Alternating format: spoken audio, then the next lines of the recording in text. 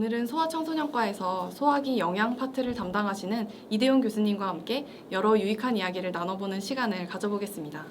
교수님 안녕하세요. 네, 안녕하세요.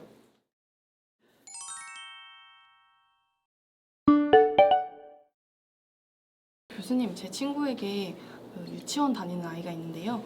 되게 좋다는 유산균을 매일 먹이는데도 변을 힘들게 본다고 합니다.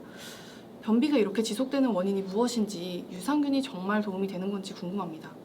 네, 실제 외래에서도 정말 많은 질문들을 하시는 대표적인 질문 중에 하나예요. 우선은 변비가 뭔지부터 말씀을 드려야 되는데 아이가 변을 좀 힘들게 봤다. 어쩌다가 힘들게 보고 못 봤다. 그래서 실제로 이제 안 선생님도 응급실에서 해봤지만 변 차서 응급실 와서 관장해주고 집에 갔던 아이들이 많거든요. 그런 경우에 모두 다 변비라 그러진 않습니다. 그래서 우리가 보통 어떻게 보면 변비는 만성 증상이라고 생각을 하면 될 것 같은데 교과서적인 정의로는 어찌됐건 간에 일주일에 한 2번, 3번 미만으로 변을 볼 때 그런 걸 이제 변비라고 보통 우리가 얘기를 합니다.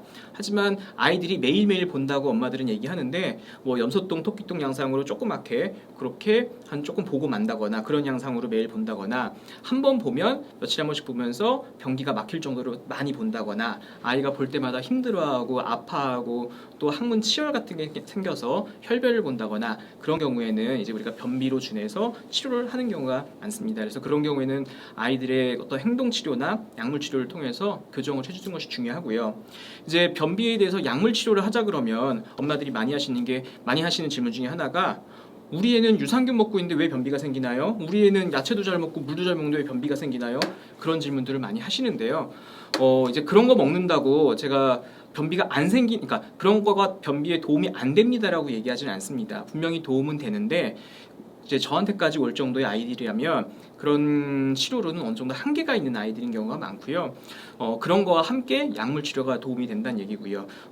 유산균만 갖고는 부족하죠. 실제로 유산균뿐 아니라 푸른 주스, 매실 주스 같은 것도 많이 먹이는데요. 이제 약을 먹자 그러면 약이라는 생각 때문에 혹은 내성이 생길까봐 약은 부작용 때문에 나쁘다는 생각 때문에 좀 꺼려하시는 경우가 많습니다. 하지만 약이 그럼 아까 저희가 말씀드렸던 유산균이나 푸른 주스, 매실 주스보다 훨씬 효과도 좋고 부작용도 없고 그리고 값도 싸고 그렇기 때문에 약과 함께 행동 교정을 하는 게 그런 거를 권해드리고요. 뭐 추가로 유산균이나 그런 식이요법이나 그런 걸 함께 병행하시는 거는 충분히 도움이 됩니다. 이제 변비의 관리에 대해서 치료에 대해서는 또 아이들마다 역시 경우가 좀 다르기 때문에 좀 심한 경우에는 직접 와서 상담을 하면서 진료를 보는 것이 중요할 것 같습니다. 네, 변비가 심한 경우에는 적절한 약물 치료가 효과적이라는 말씀 잘 들었습니다. 다음 질문 드리겠습니다. 모유가 아이의 면역을 높이는 데 가장 이상적인 음식이라고들 하는데요. 가끔 작은 아기들은 살을 찌우기 위해서 모유 대신 분유를 권장하는 경우를 본 적이 있거든요. 모유가 분유보다 더 우수하다는데 이런 경우는 왜 그런 건가요? 이제 안소연 선생님이 방금 하신 질문이 제가 2년 전에 어떤 외부 학회에서 강의했던 내용이고 실제로 안 선생님의 그 선배들 작년 전공의 4년 차들 연수 강좌 때도 똑같은 내용을 강의한 적이 있었는데요. 우선은 작다는 개념부터 우리가 생각을 해봐야 되는데 작다는 게 항상 보면 이제 나중에 안 선생님도 아이를 낳아서 키우고 그러다 보면 조리원 동기들 모임이 있거든요. 조리원 동기 모임에서 그 옆집 아이들보다 그 아이들보다 우리 애가 작으면 무조건 작다고 생각하는 경우가 많이 있습니다.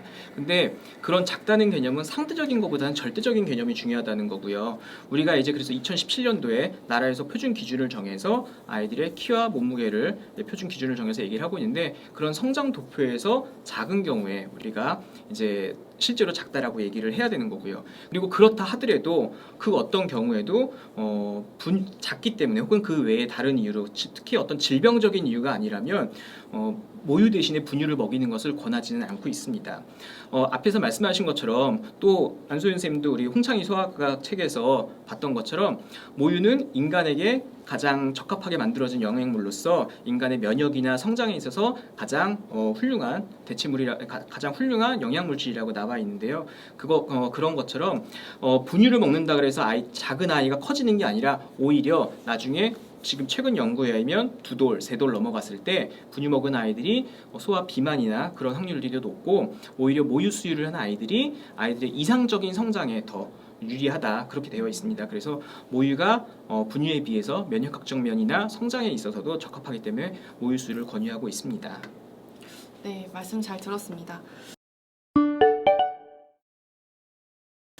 모유 영양 이야기가 나온 김에 교수님께서 하고 계시는 중앙대학교 모유연구소에 대해서도 말씀 부탁드리겠습니다. 이제 2016년부터 저희가 이제 중앙대학교 학교 안에 모유 연구소라는 것을 만들어서 운영을 하고 있는데요. 지금까지 이제 시작한 지 한 4년 조금 됐는데 모유의 영양과 관련해서 그리고 최근 모유 마이크로바이옴에 대해서 마이크로바이옴 이제 미생물에 대해서 그리고 모유의 마이크로 RNA에 대해서 그리고 모유의 면역에 대해서 연구들을 많이 진행하고 그 결과물들을 이제 좀 나오고 있습니다.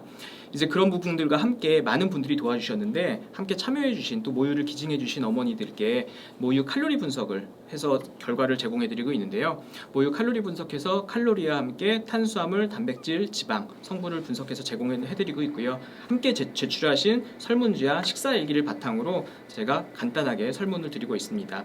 이제 결과를 보면 재밌는 경우가 많은데 그게 처음 제출하실 때는 그냥 크게 생각 안 하셨다가 칼로리가 적으면 그것 때문에 좀 많이 실망하시거나 빈정상하신 경우들도 있고요. 칼로리가 좋고 영양적인 부분이 좋으면 그거에 대해서 또 많이 뿌듯해하시는 경우들이 있습니다. 그리고 본인들은 실제로 별로 뭐 영양제나 그런 거 먹지 않는다고 그랬는데 제가 결과를 보고 나서 뭐 드시고 있죠. 뭐 이제 그런 거를 맞췄던 경우도 있고요. 그게 어느 정도 보이더라고요.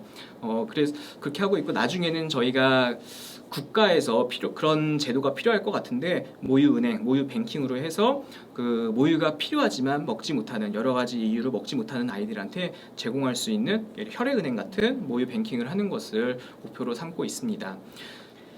네, 교수님 긴 시간 고생 많으셨습니다. 다음에도 더 자세한 내용과 새로운 이야기로 다시 만나 뵙도록 하겠습니다. 감사합니다. 네, 감사합니다.